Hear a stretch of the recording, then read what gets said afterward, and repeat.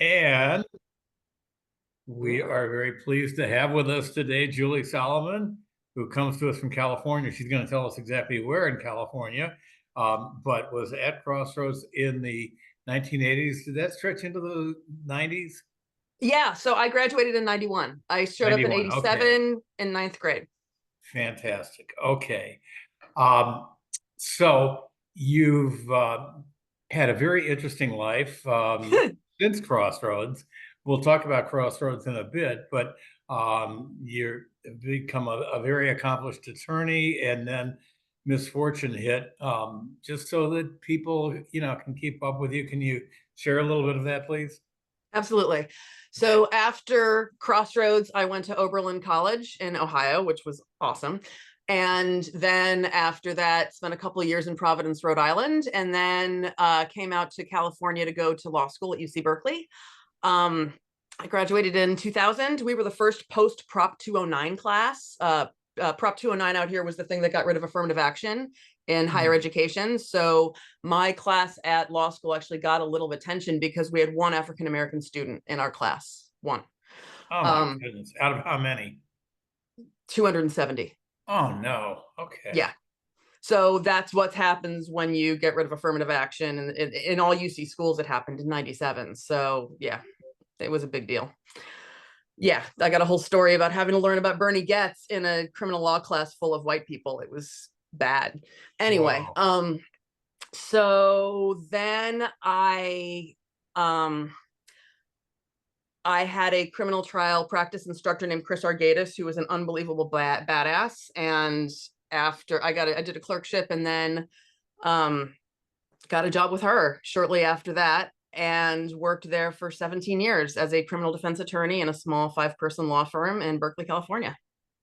I mean, criminal defense was the perfect thing for me. I knew since I was 4 that I wanted to be a lawyer. My father had shown me movies enough for me to figure that out. And I was the argumentative one of us 4 girls.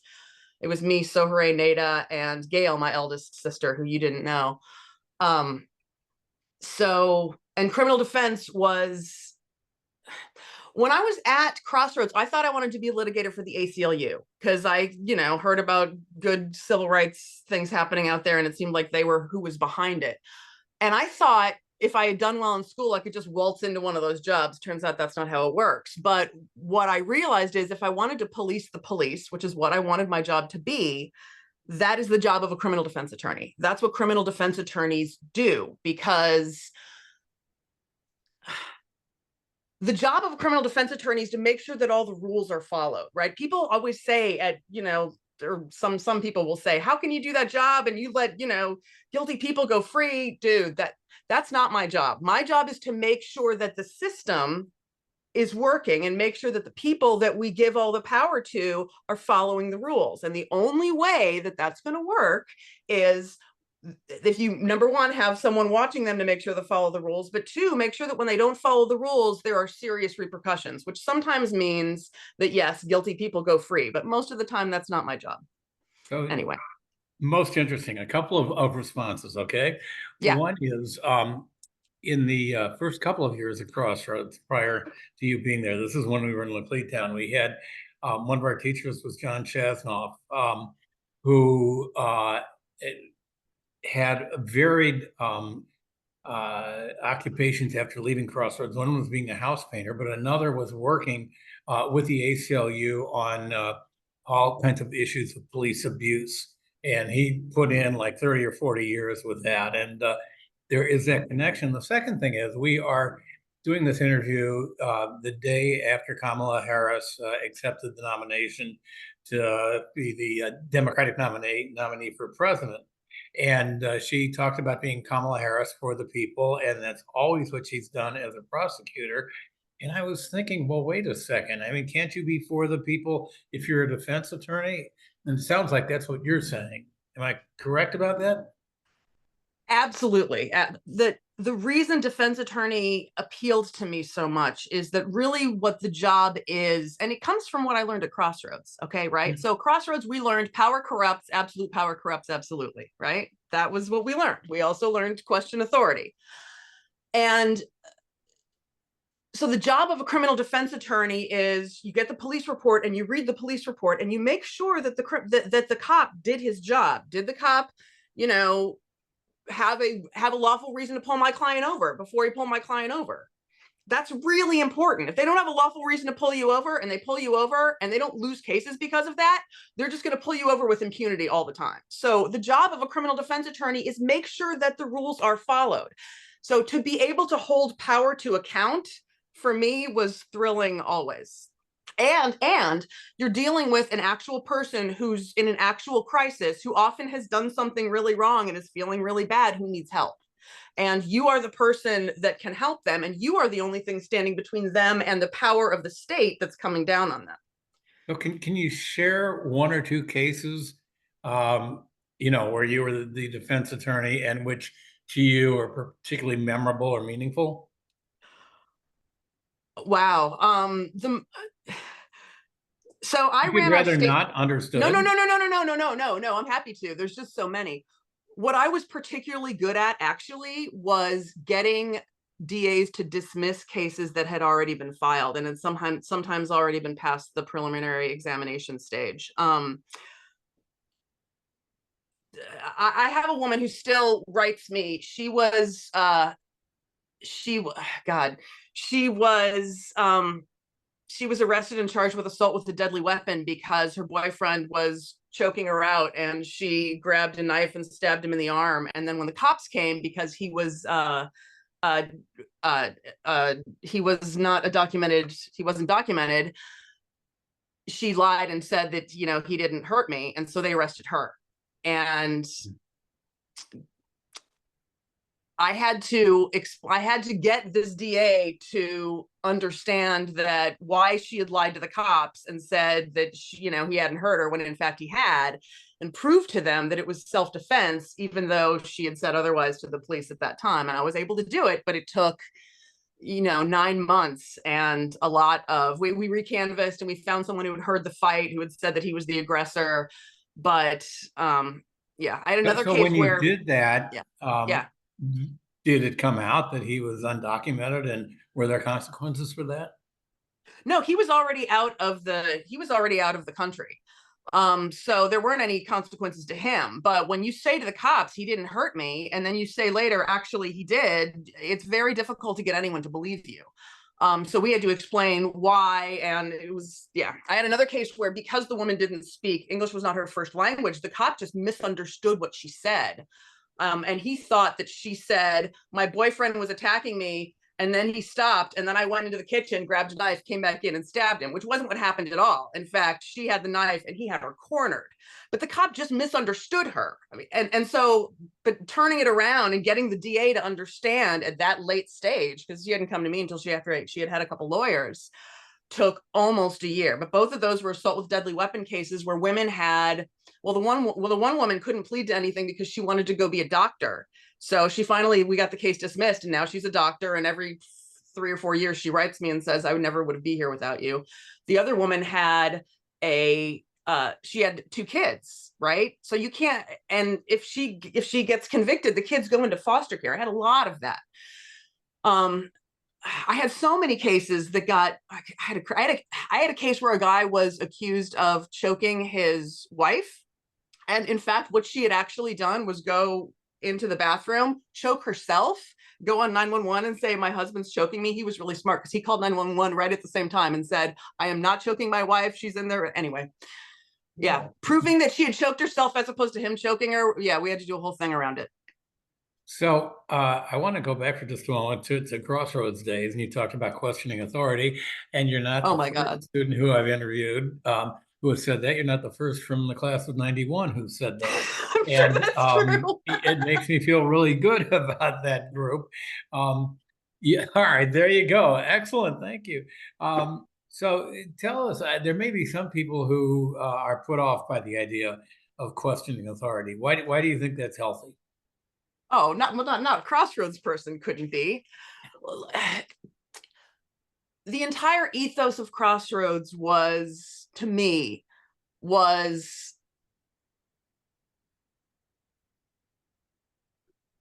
making students understand that they had a voice. And making us all understand that we lived in a society that absolutely had a narrative, and that narrative wasn't always right, was often wrong, in fact, and that the job of a good citizen was to educate ourselves and then to look at that narrative, and if it was wrong, to make sure that it got right and do whatever we needed to do to make sure that the narrative was accurate, because we were also taught how a bad narrative could really hurt people. I took a class called Minorities in America in 1987, right, which is very similar to the ethnic studies class that my daughter now is required in all California schools. But it is such an incredibly important grounding of understanding who gets a voice, who doesn't get a voice, why having a voice is important. Crossroads was all about empowering us and making sure we understood as students that we had a voice. And I've heard a couple of other people in there talk about that and talk about how going to college was very easy for us because we were educated in small group discussion settings in almost every class. And so when I went to Oberlin, I went looking for something that looked exactly like that. I heard Eva's interview cracked me up because she was saying that she was looking for something exactly the opposite of Crossroads. I was looking for more Crossroads. And you found that at Oberlin. I did. There may be people who aren't that familiar with Oberlin. Can Oh you God. tell us a little bit about it? Oberlin is a tiny little school. I think there's 2,200 kids or something in the college. There's also a conservatory of music that has 500 kids that's world caliber that's connected to it. So I knew I wanted to go to a small liberal arts school and applied to Carleton Reed, Swarthmore, all of, McAllister. But the thing that I loved about Oberlin and when I visited is not only was it unbelievably gorgeous, but there was music everywhere and musicians everywhere. And every day there was some other kind of music, and not just classical music. But so even though I got the least money from Oberlin, scholarship-wise, that's where I went. And I'm so glad I did. I met the guy who I was with for 21 years, who I had 2 children with there, a musician. I got to see and do a lot of fabulous music stuff there. I loved it so much. I loved it so much. Terrific. And then when you graduated from Oberlin, did you know at that point you wanted to go into the law? It seems like you would. Okay. So Yeah, the but transition from Oberlin to Cal Berkeley Law School was what? How long did that take? And I graduated and I was broke and I was exhausted. And applying to law schools was going to cost me like $600. It's like $100 an application.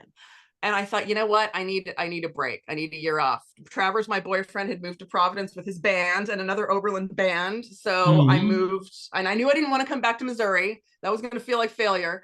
So I went to Providence for a couple of years, applied to law schools, got into Berkeley was the best one I got into. My sister was getting her PhD here, so that was a big plus. And then I moved to California in '97, and I've been here ever since. Fantastic. Yeah, it was fun. Can you tell us a little bit more about your family? My family.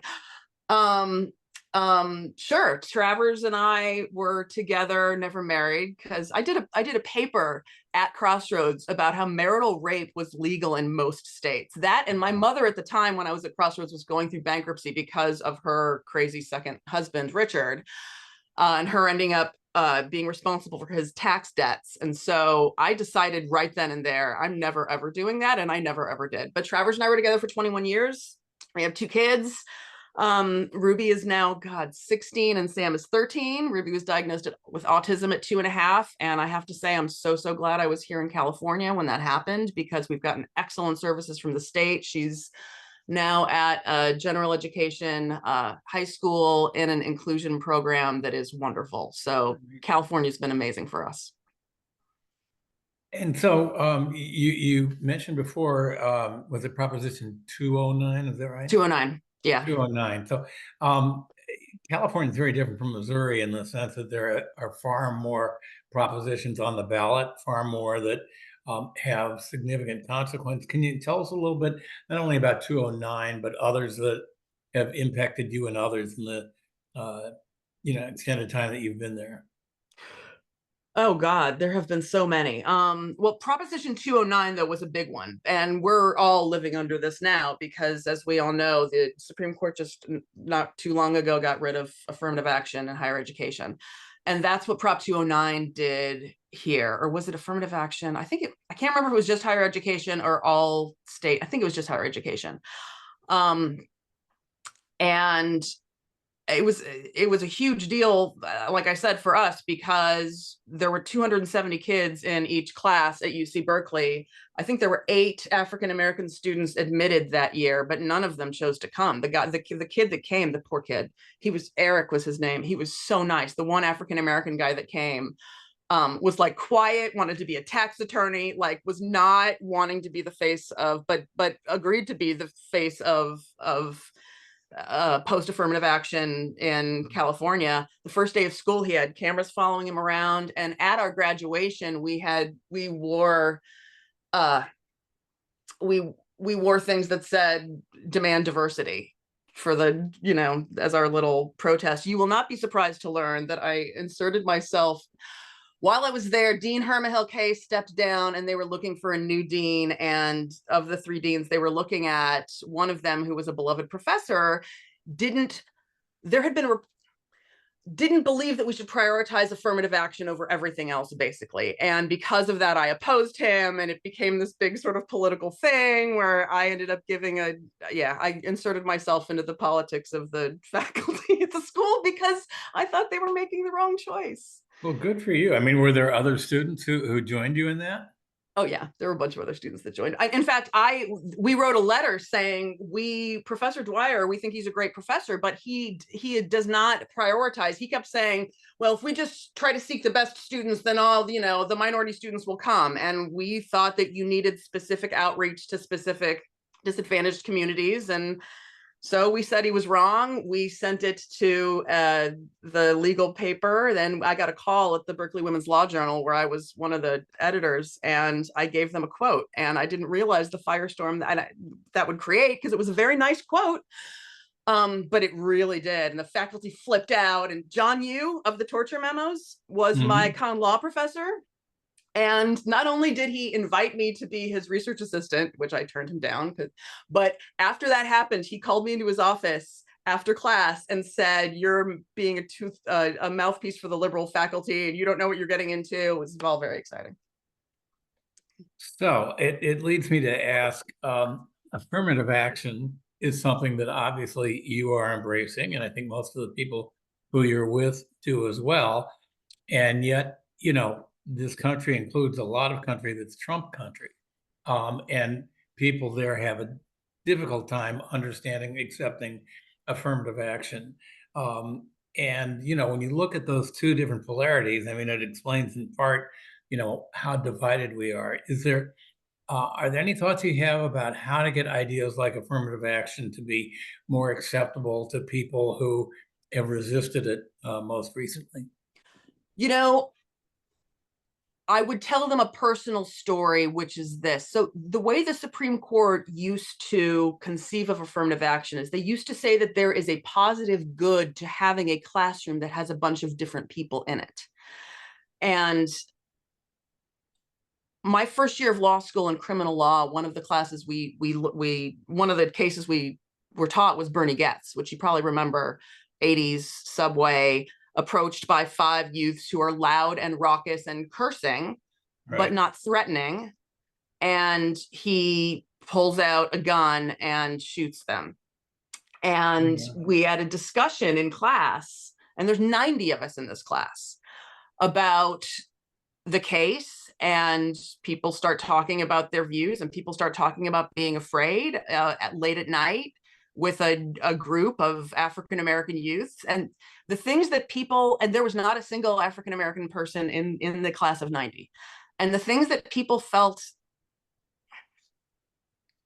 it started to build on itself, where somebody said, well, I would have been scared. And somebody was like, well, I would have been scared. And the fact that the other perspective was not there, the perspective of demonizing a person, there was so much justification for the individual fear, as opposed to, questioning that fear and what it is based on, and was there a real threat, and how does one define threat, and can it just be based on your own subjective fear, and how does bias play into that? That the conversation went a long ways before one of us, it might have been me, raised my hand and said, there's a whole perspective here that we're missing, and part of it is the makeup of this class. So what I would say to those in more conservative areas is there really is something lost in the educational experience if you have a totally heterogeneous set of people. And maybe if you can sell it to them that way, is there something that you're going to lose? That might help. Understood. Really, yeah. So I want to leap up to the Supremes. Okay, I would imagine with the kind of cases you've had, that if you haven't gone to the Supreme Court, you have dealt with rulings they've made, whatever. We all deal with rulings they've made, all of us, every single one of us. Well, what do you think can be done about the Supreme Court? Do we just live with it? Do we try to expand it? Do we put in term limits? What might it be? I think that term limits are a good idea. I think that expanding the court is a bad idea. I think the Democrats failed, and we need to deal with the fact that we fucking failed. I remember when this was happening. I was still working at the time, and I came into work, and they're refusing to have the hearing, right? And for Obama's nominee, for Gorsuch, For Merrick Garland. Sorry, Merrick Garland. Yeah. And I came in and I was talking to my coworkers, and I said, should we be chaining ourselves to a building here? Like, they're going to steal a Supreme Court seat. And if they steal a Supreme Court seat, we're screwed for 30 years. We're a 5-4 court forever about we should be doing something serious. And I suggested chaining ourselves to City Hall because I didn't have any other ideas. And, but we had jobs and we have children, and we did nothing, and no one did anything, and we let it happen. And I'm still angry at myself for that. I'm not sure what I think I should have done, but I should have laid myself on a railroad track of something, as should everybody, all of the Democrats in Congress, and they didn't. So we have to live with the fact that we didn't. At the time, though, I think a lot of people, while being frustrated, thought, well, Hillary Clinton's going to win the election anyway. I didn't. I was the only person I knew that didn't. Me and a woman I know from Zimbabwe. People thought we were crazy out here. The coastal elite liberals out here. I think that Trump would win. Because Trump was running on American fear and American pain, because working class people in this country have been squeezed for so long, because it is so much more difficult to raise children now than it was 30 years ago, financially, for working people. You cannot squeeze people forever without speaking to them. With the decline of the living wage, watching that my entire adult life and watching the Democrats do nothing about it, you can't do that and expect people to line up and vote for you. And that's what Trump ran on. Trump ran on, the Democrats have been saying they're going to help you, and they haven't. And in many incredibly important ways, the Democrats haven't. We wrote a little about this.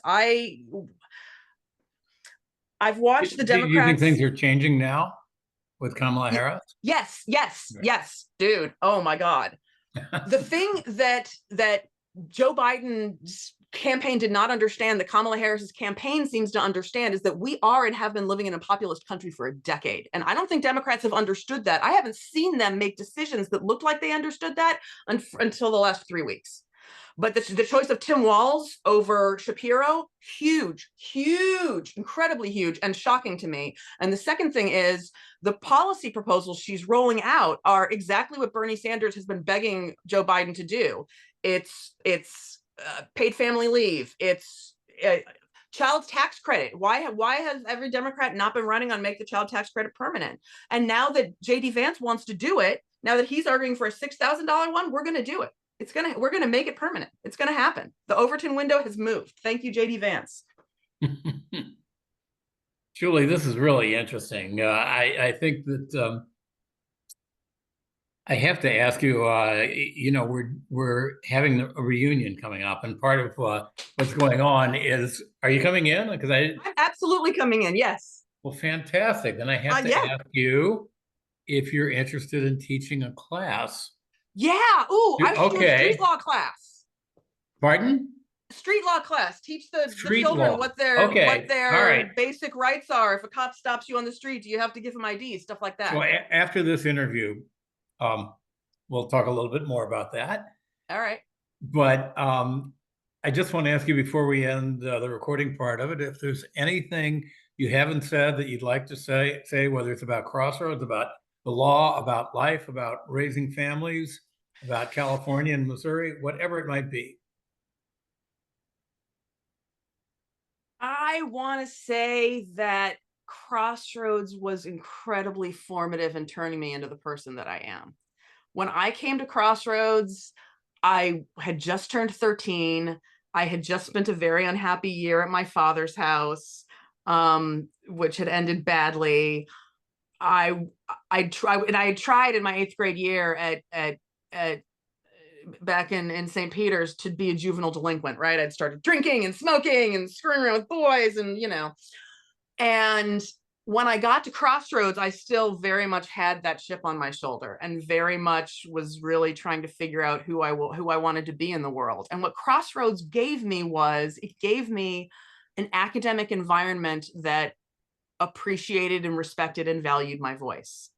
And once it gave me that, it showed me a whole different path of a person I could become. And I absolutely embraced that. It was just, I cannot say how important it was to have a community of teachers that I knew who I was and valued me for me. And I felt absolutely taken care of and parented by that school and the people in it in a way that was so priceless. I just can't say enough about how much it put me on the path.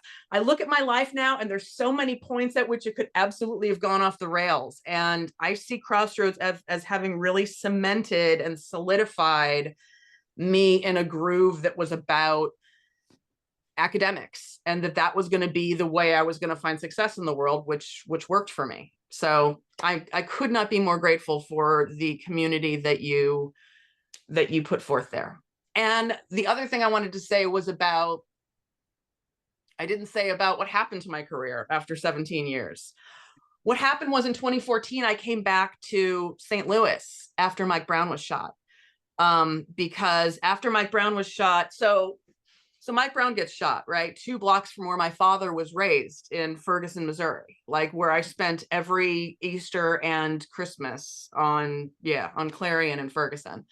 So that happens. I start reading about it. I start watching live streams in my bathroom after my children are asleep. And I can't believe what I'm seeing. I'm seeing, well, 2 things. Number one, it was just the same racism from when I was a kid, just the same setup of municipalities preying on their poor Black citizens in order to get money to pay for their municipal jobs. And so number one, just watching that heartbreak happen. And 2, watching the police still act with impunity. I remember watching the live stream where the cops just came out, people are on the sidewalk protesting, chanting, the cops just come out and they just start knocking people down. I mean, I couldn't believe what I was seeing. Okay, so in October, so after all of that happened, the protesters said they called for a week of resistance in October 2014, and my mother and I came out and we marched and we slept in at St. Louis University, and it was one of the most incredible experiences of my life. And when I came back here, I had a health crash. I had been diagnosed with myalgic encephalomyelitis, ME, in 2006. And if you've ever heard of long COVID, it's very similar. I got a flu and I just basically never got better. And I managed it for about 8 years. But after 2014, after my week in Ferguson, my health crashed. And I never really recovered. That started 4 years of health crashes where I just started getting weaker and weaker. And by 2018, I was so weak I couldn't sit up at my desk. So I went on short-term disability and I never went back to work. And so my fabulous career that I worked so hard for is over forever. The good news for me is that I am one of very few people with ME that got federal disability, so I can pay my bills. So that's the good news for me, because the thing about ME is we have never studied it in this country. So they don't know what causes it. There's no FDA approved treatment and there is no cure. So I've just been, which has been shocking for me, sitting around wondering what happened to my life and realizing it's because I have a disease that my government hasn't bothered to look into, because it's mostly women and they've dismissed it as hysteria. The good news is COVID created long COVID, which all of us ME people knew was coming. Long COVID is the same as ME. It's just another infection-associated chronic condition. And Bernie Sanders, my man, has recently, I think last week or the week before, presented a bill that is a long COVID moonshot to finally put $10 billion over the next 10 years into figuring out what this disease is. So the good news about COVID is it might mean that there's actually a cure for my disease, which has been ignored for 50 years in this country. And that's the health part of my story. Most interesting. You know, obviously you've gone through a lot, you're going through a lot, but you seem to have just incredible energy right now. I don't know whether you're going to crash right after this. Yeah, so the way that this works is, it's one of the problems with this disease. I've got about 5 good hours in a day. Every day I sleep 10 hours a night and I sleep 3 or 4 hours in the afternoon. So I've got my 3 hours in the morning and that'll get me through the afternoon. But even with that, I spent yesterday literally in bed all day. I was supposed to go out to dinner and I had to cancel because I was too tired to go. So we can look just fine. And then when we're not just fine, no one sees us because we're upstairs in our room. But but I have a great life. I have amazing you have children. Great wisdom, great stories to tell. So you know, whatever has happened to your body certainly hasn't happened to your mind. And you know what? It actually has happened to my mind. It's a neurological disease. I lose words. I do not, my brain does no longer works how it used to. But when I get enough sleep, I'm all right. When I'm tired, I'm very halted in terms of how I can speak. But yeah, I know how to manage it pretty well. And I am the vice chair of ME Action California, which is our advocacy group here, because, you know, when your government ignores you, what do Crossroads teach us to do? Bang on the door and make a ton of noise and do what it is you need to do to make the right thing happen. So it's been very slow going, but long COVID has given us an in to having people at least know what the hell we're talking about. So I'm going to ask you one more question, and just to see if it gets into a sensitive area, then we won't show Lay it. it on But me. that is, you're talking about Crossroads as an institution. Are there any particular teachers who you think were most helpful to you in terms of challenging authority? I mean, look, Richard Fulton taught us all of that, right? I took every class I think he took. He taught. Plus he was our mock trial teacher. Plus he did chorus, which I did at Crossroads. So I think Richard, like my own father, had a real passion about teaching us to be critical thinkers. And he set up his classes to really do that. And I will always be grateful to him for that, always. You know, all of my teachers were amazing. I'll never forget Carol's Western Civ World Lit class. I mean, that was 9th grade and I'll never forget it, because God, we did it all. We did it all. God, it was so good. Gilgamesh. I